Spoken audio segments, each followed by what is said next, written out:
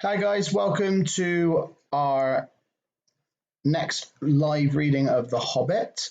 We have got Bella and Blake listening live, and I thought we'd make a quick recording um, to continue. If you weren't able to get to the laptop in time, you can follow along with our story. So we're carrying on with chapter 2 on roast mutton for the Hobbit. Then one of the ponies took fright at nothing and bolted. He got into the river before they could catch him, and before they could get him out again, Philly and Killy were nearly drowned, and all the baggage that they had carried was washed away off of him. Of course, it was mostly food, and there was mightily little left for supper, and even less for breakfast. There they all sat glum and wet, muttering, while Oin and Gloin went on trying to light the fire, and quarrelling about it. Bilbo was sadly reflecting that the adventure, not all not all pony rides in May sunshine, when Balin, who was always their lookout man, said, "There's a little light over there." There was a hill some way off with trees on it, pretty thick in parts. Out of the dark mass of the trees they could now see light shining, a reddish, comfortable-looking light, as it might be fire or torches twinkling. When they had looked at it for some while, they fell to arguing. Some said no, some said yes, some said they could but go and see, and anything was better than a little supper, less breakfast, and wet clothes all night.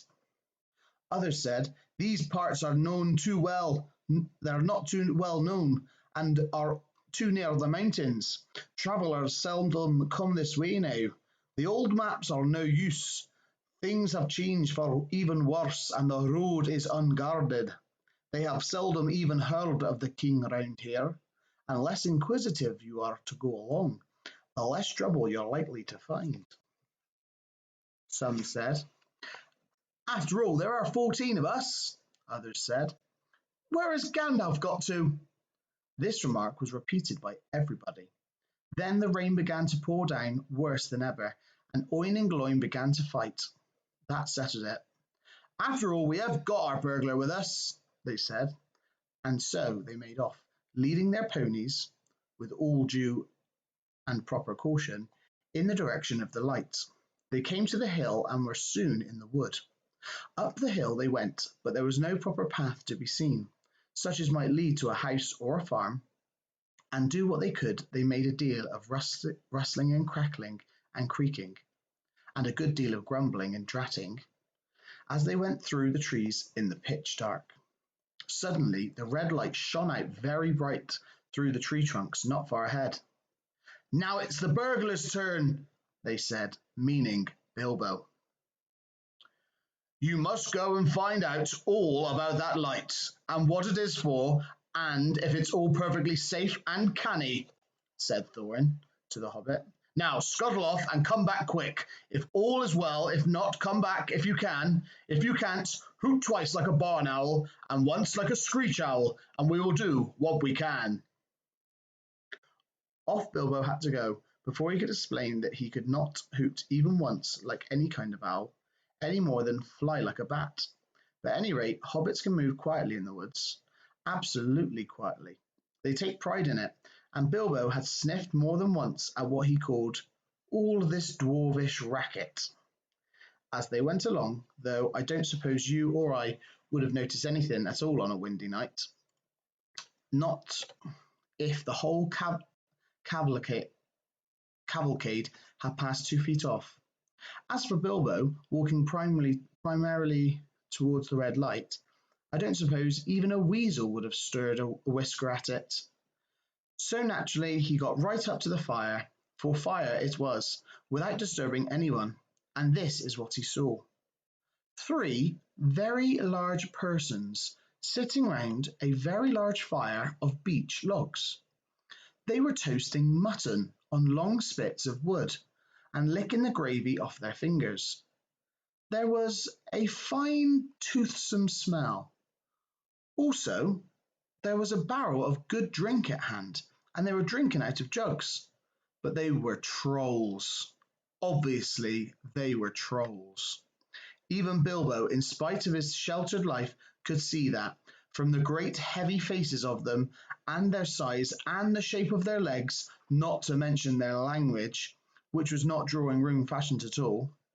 Mutton yesterday, mutton today. Oh, blimey, if we don't look like mutton again tomorrow, said one of the trolls. Excuse me.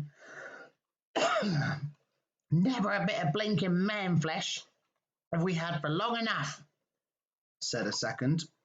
What the hell, William, was I thinking of to bring us into these parts at all? Beats me. And the drink's running out. Sure, what's more? He said, jogging the elbow of William, who was taking a pull at his jug. William choked. Shut your mouth, he said as soon as he could.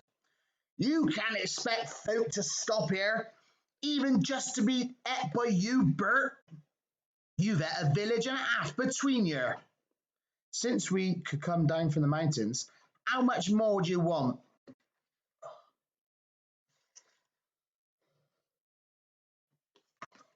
You can't expect folk to stop forever just to be ate by you, Bert. You've got a village and a half between you. Since we've come down from the mountains, how much more do you want? And time's been up our way when you'd have said thank you, Bill, for a nice bit of fat valley mutton, like what this is. He took a big bite of the sheep's leg. He was toasting and wiped his lips on his sleeve. Yes, I am afraid trolls do behave like that, even those with only one head each. After hearing all of this, Bilbo ought to have done something at once. Either he should have gone back quietly and warned his friends that there were three fair-sized trolls at hand in a nasty mood, quite likely to try toasted dwarf or even pony for a change, or else he could have done a bit of good, quick burgling. A really first-class and legendary burglar would at this point have picked the troll's pockets. It is nearly always worthwhile if you can manage it. Pinched the very mutton off the spits, purloined the beer, and walked off without them noticing. Others, more practical but with less professional pride, would perhaps have stuck a dagger into each of them before they observed it. Then the night could have been spent cheerily.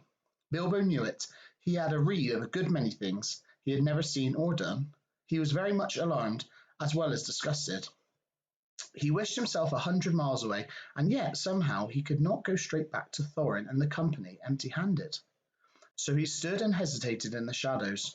Of the various glorious proceedings he had heard of, picking the troll's pockets seemed to be the least difficult. So at last he crept behind the tree just behind William. Bert and Tom went off to the barrel. William was having another drink. Then Bilbo plucked up the courage and put his little hand on William's enormous pocket. There was a purse in it as big as Bilbo's bag. Ha! Thought he, warming to his new work as he lifted it carefully out. This is a beginning.